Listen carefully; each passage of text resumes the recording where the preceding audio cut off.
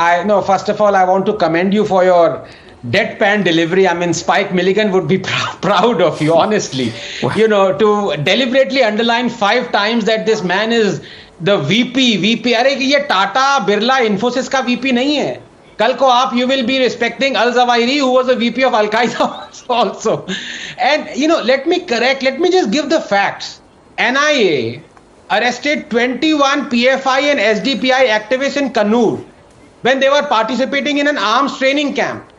NIA seized country bombs and swords and documents linking them with terrorist groups like Indian Mujahideen. Do you know when this happened? In August of 2013, under the Congress, under the UPA. So the NIA is a Congress stooge in addition to being a BJP stooge. And NIA, by the way, has a conviction rate of almost 94.5%.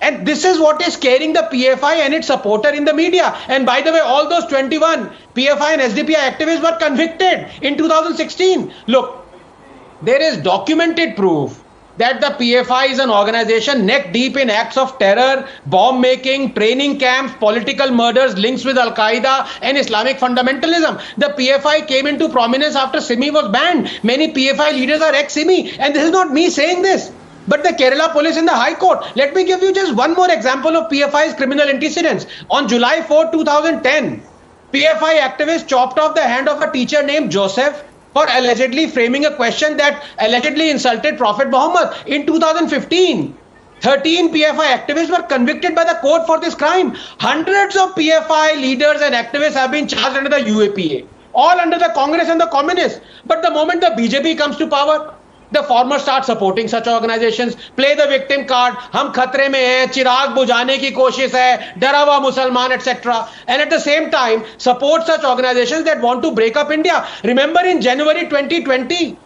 Bangalore police, through CCTV evidence, arrested 6 SDPI men who for mere 10,000 each, Rahul, plotted to kill the young BJP MP Tejasvi Surya because of his pro-CA stand. They in fact came to kill him at a rally but couldn't find him, so nearly killed an RSS worker instead.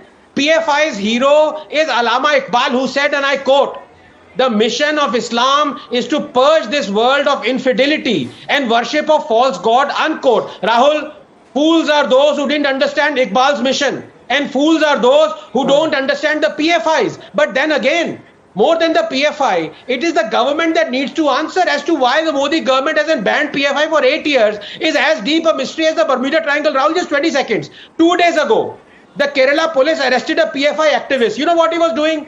He was wrecking BJP and CPIM leaders and planning to target them.